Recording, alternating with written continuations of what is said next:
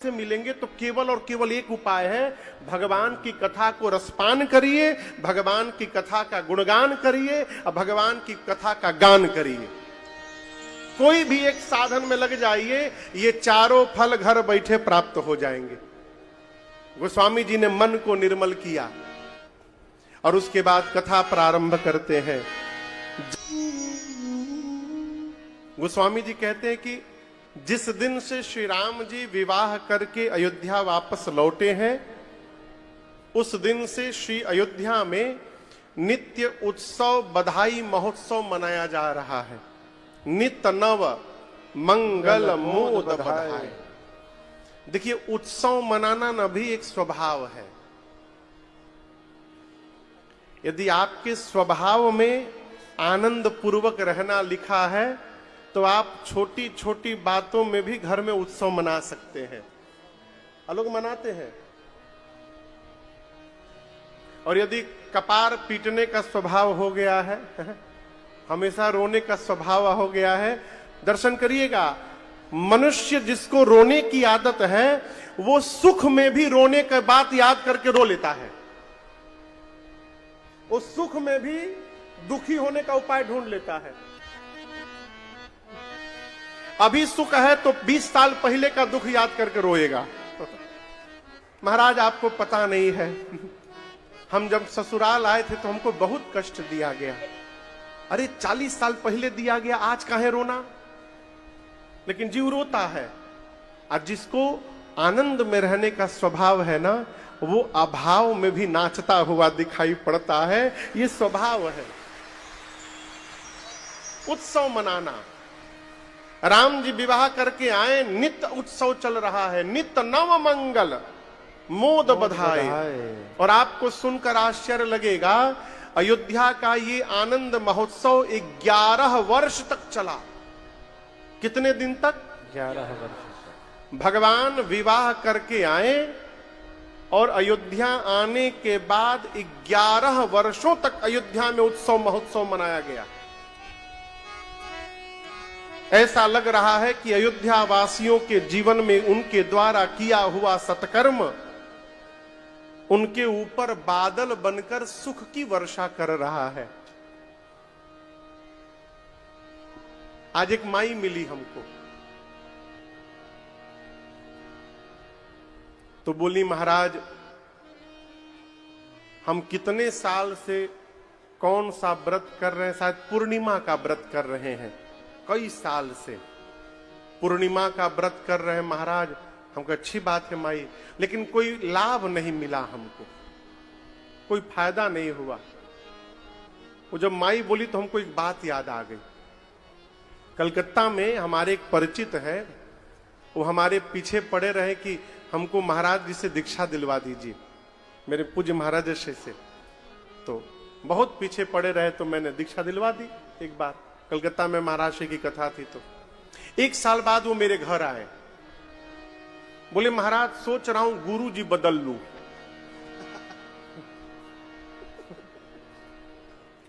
हम बोले, काहे, क्या हुआ? हो कोई लाभ नहीं हुआ मेरा। हम कैसा लाभ सोच रहे थे कि गुरु जी से दीक्षा ले लेंगे तो छतवा फाट के रुपया बरिस जाएगा। हमारा फायदा जानते हैं क्या है? हम अर्थ ढूंढते हैं, ये हमारा फायदा है। ऐश्वर्य ढूंढते हमारा फायदा है। फायदा हम आपको बताएं, 2 साल जो कोरोना का बीता है, उसके बाद भी हम और आप यहां बैठ के कथा सुन रहे हैं। ये किए गए सत्कर्म का फायदा है। ये फायदा है। जीवन में आप समझिए, कई लोग सोचते हैं हम सत्कर्म कर रहे हैं तो हमारे बच्चे, हमारे परिवार के सब लोग सुखी रहेंगे। भ्रम है आपका, आपका बिल्कुल निरीह भ्रम है। हर मनुष्य अपने स्वयं के किए गए कर्म से बंधा हुआ है। राक्षस के घर में भगवान का भक्त जन्म ले सकता है। प्रहलाद जी ने जन्म लिया। प्रहलाद के पिता असुरों के राजा थे, राक्षस था हिरण्यकश्यप। हिरण्यकश्यप के घर में प्रहलाद जैसे भक्त जन्म ले सकते हैं, उसी प्रकार साधु के घर में भी दुष्ट जन्म ले सकता है। इस भ्रम से बाहर रहिए कि हम भजन करेंगे तो सब सही हो जाएगा। हर मनुष्य अपने अपने कर्म से बंधा हुआ है। आप यदि सत्कर्म करेंगे तो उस सत्कर्म का फल आपको मिलेगा। जिस प्रकार भोजन स्वयं को करना पड़ता है। आदमी कितना चतुर है, दर्शन करिए। कोई यदि अयोध्या आपके घर से गांव से जाए ना दर्शन करने रामलला सरकार का, तो गांव के एक दो आदमी जरूर मिलेंगे। जा रहे हैं ना, हमारी ओर से भी सरजू जी में डुबकी लगा लीजिएगा और हमारी ओर से भी मत्था टेक लीजिएगा। लोग कहते हैं ना, कहिए। और आदमी लगाव तो है। एक आदमी हम देखे गंगा जी में 1.5 घंटा से डुबकी मार रहा था और उनके बगल उनके साथ वाले निकल के कपड़ा उपड़ा पहन के खड़े हैं। हम पूछे इतना डुबकी काहे मार रहे हैं? तो बोले महाराज पूरा गांव का टेंडर लेके आए हैं। पूरा गांव के बदले डुबकी मार रहे हैं। क्या उनको मिल जाएगा? का भ्रम में है। कोई नहीं कहता कि हमारे पास टाइम नहीं है, 2 बज गया है, आप भोजन करने जा रहे हैं तो एक रोटी हमारी ओर से भी खा लीजिएगा। कोई कहता है क्या? नहीं कहता। इसलिए याद रखिएगा, जिस प्रकार भोजन स्वयं को करना पड़ता है, उसी प्रकार अपने भजन को भी स्वयं को करना पड़ेगा। हमारे भजन सत्कर्म को कोई दूसरा नहीं कर सकता, अपने को करना पड़ेगा। और बिना सत्कर्म किए जीवन में सुख की वर्षा होने वाली नहीं है। इस बात को गांठ बांध के रखिए। सत्कर्म करना पड़ेगा। क्या करना पड़ेगा? सत्कर्म करना पड़ेगा। इस सत्कर्म का है महाराज, आता सबको है, जिसको नहीं करना होता है ना वो बहाना ढूंढता है। हमको तो कुछ मालूम ही नहीं है महाराज। सत्कर्म है परमार्थ करना, परमार्थ करना, पर का हित करना। कैसे महाराज? जैसे कर सके। आप लोग से एक बात कहें, सत्कर्म करने का एक उपाय बताएं आप लोग को। बोलिए, करेंगे? वचन दीजिए। क्या हो गया हो? वचन बोले तो सभी चुपा गया। कोई बहुत रुपया उपया खर्चा वाला नहीं बोलेंगे हम, रुपया नहीं लगेगा। अब बताइए, वचन दीजिए, जोर से बोलिए। सुनिए क्या करना है। घर में किसी का भी जन्मदिन पड़े, घर में किसी का विवाह का वर्षगांठ पड़े, तो एक काम करिए, जहां रहते हैं वहां अगल बगल उस उत्सव के दिन एक वृक्ष का रोपण करिए। एक वृक्ष लगाइए। अच्छा, क्या लगा? इक्विलिप्टस ना लगाइएगा कि बाद में काट के बेच देम। आदमी वो में चालाकी करता है, ऐसा पेड़ लगाता है जिसको बेचने पर रुपया मिले। ऐसा पेड़ ना लगाइएगा। आम लगाइए, नीम लगाइए, पीपल लगाइए, बरगद लगाइए। ठीक ना? क्यों कह रहा हूं? और दूसरी बात, केवल लगाइए मत, लगाने के बाद जब तक वो बड़ा ना हो जाए तब तक उसकी देखभाल और उसकी सुरक्षा भी करिए। दूसरी बात, घर में जब गमी हो जाती है तब मनुष्य श्राद्ध कर्म करता है। करते हैं ना? तो जब आप श्राद्ध करते हैं और तेरही आती है तो तेरही के दिन एक काम करिए, जो व्यक्ति गया हुआ है संसार से, जिसकी मृत्यु हो गई है, उसके नाम से एक वृक्ष लगाइए। श्राद्ध के दिन वृक्ष लगाने के बाद उसकी देखभाल करिए, और वो जो बड़ा हो जाए तो उस वृक्ष के ऊपर जिसके निमित्त वो वृक्ष लगाया गया है उस व्यक्ति का नाम उस पर लिखाकर एक प्लेट चिपका दीजिए। क्या होगा महाराज? आपकी आने वाली पीढ़ी जब जब उस वृक्ष को देखेगी और उस नेम प्लेट को पढ़ेगी, वो अपने पितरों को याद करेगी और उनको प्रणाम करती रहेगी। ये परमार्थ है, ये सत्कर्म है। गर्मी का समय है, दरवाजे पर पानी का मटका लगा के रख दीजिए, लोग आए पानी पीकर जाएं, ये परमार्थ है। कोई पढ़ नहीं पा रहा है और आपके पास यदि भगवान धन दिए हैं तो किसी एक गरीब बच्चे को भी पढ़ाने में सहयोग कर देना, मौन होकर, बोलकर नहीं। बोल दिया तो सब बेकार, मौन होकर, घरों में लोग न जाने, किसी को पढ़ा देना हो, ये परमार्थ है। रुपए के बिना किसी का उपचार नहीं हो पा रहा है, उसका उपचार करा देना, ये परमार्थ है। इस प्रकार के कर्म यदि हमसे बन रहे हैं तो हम जंगल में भी बैठे रहेंगे तो सुखी रहेंगे। ये सुखी, रुपया से सुख नहीं हो सकता, इस भ्रम को दूर करिएगा।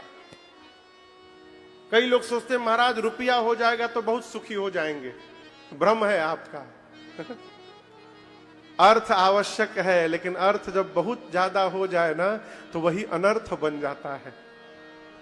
यहां दर्शन करिए, अयोध्या वासियों के जीवन में उनके द्वारा किया हुआ सत्कर्म आज बादल बनकर सुख की वर्षा कर रहा है। सुकृत मेघ बरसहि सुख बारी, बरसहि सुख बारी, बारी यानी पानी, सुख का जल वर्षा रहे हैं।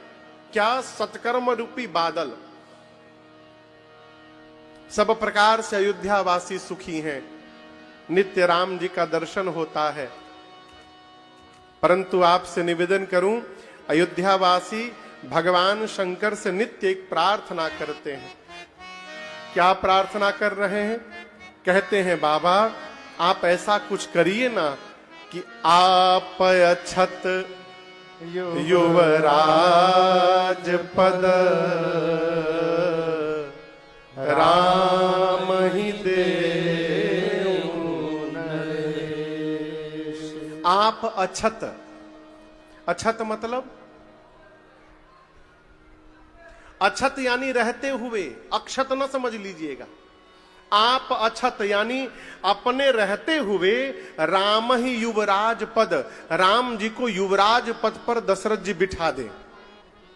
अयोध्या वासी चाहते हैं कि महाराज अपने जीते जी राम जी को युवराज बना दें। ऐसी नित्य प्रार्थना करते हैं भगवान शंकर से। एक दिन श्री दशरथ जी महाराज अपने सभा दरबार में बैठे थे। उनको ऐसा लगा कि उनके सिर पर जो मुकुट रखा हुआ है वो टेढ़ा हो गया है। मुकुट को सीधा करने के लिए महाराज दर्पण मंगाए, शीशा। दर्पण देखे, बदन बिलोकी मुकुट समकीन्हा। चेहरा देखकर महाराज ने मुकुट को सीधा किया और जैसे सीधा करके महाराज ऐसे ऐसे घूमे, तब तक दिखाई पड़ा। क्या दिखाई पड़ा? श्रावण समीप भय शीत केशा। दिखाई पड़ा कि कान के पास के जो बाल हैं, केश, वो श्वेत हो गए हैं। क्या हो गए हैं? श्वेत माने सफेद। महाराज देखते समझ गए कि ये केश अब मुझे उपदेश दे रहे हैं। क्या? महाराज हम लोग तो रंग बदलना प्रारंभ कर दिए, आप अपना रंग कब बदलिएगा? राम को युवराज पद पर बिठाइए और अपने जीवन का आनंद ले लीजिए। जैसे मन में भाव आया, महाराज दौड़ कर गए गुरु जी के पास, गुरुदेव भगवान श्री वशिष्ठ जी के पास। हम आपसे एक निवेदन करें, छोड़ना पड़ता है, हो कोई छुड़ाता नहीं है।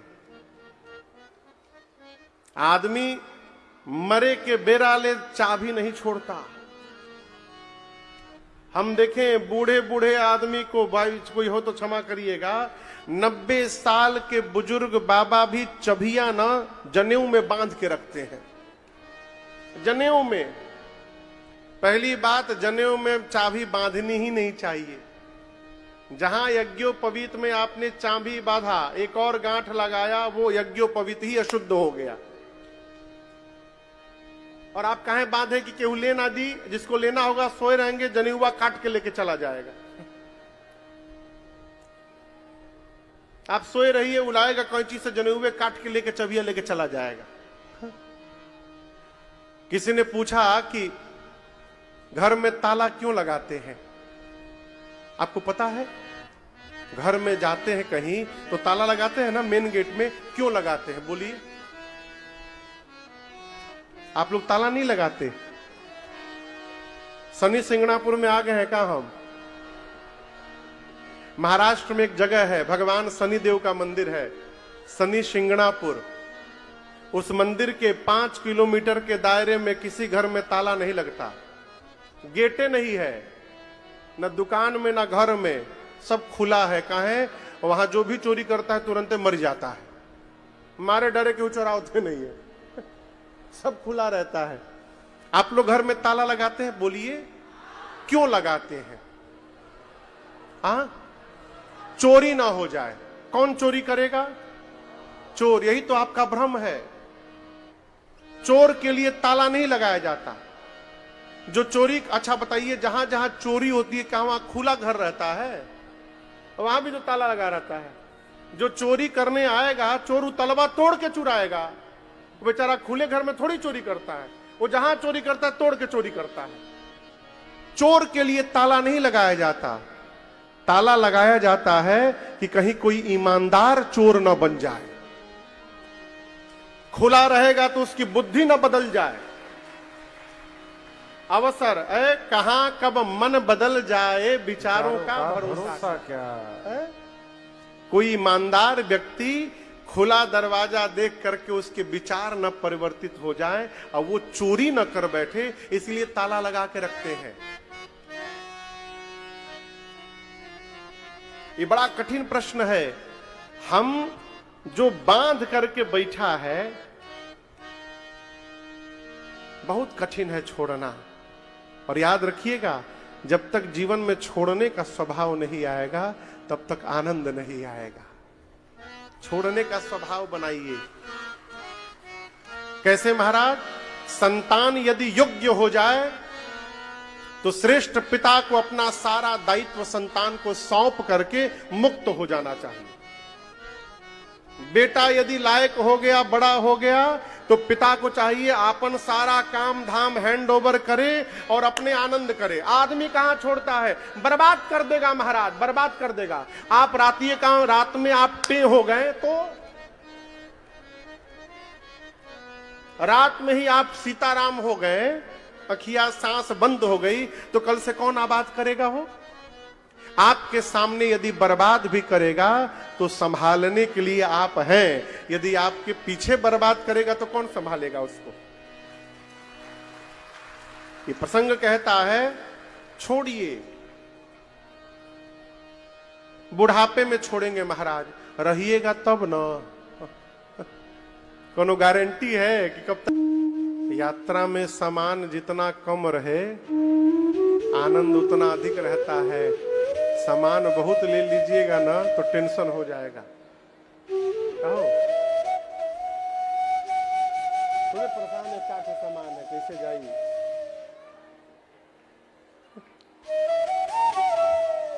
महाराज दौड़ कर गए। कहां गए? पूज्यपाद गुरुदेव भगवान श्री वशिष्ठ जी के पास जाकर चरणों में प्रणाम करके निवेदन किए, गुरुदेव मेरे राम सब प्रकार से लायक हो गए हैं, चौथेपन में आ गया हूं, क्या पता कल ये मेरा शरीर रहे न रहे, क्या भरोसा।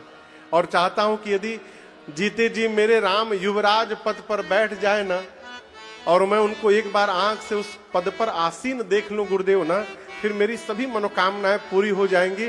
फिर मृत्यु भी आ जाए तो कोई ग्लानि नहीं है। महाराज बोले अच्छी बात, तो गुरुदेव भगवान ने पूछा तो बताइए।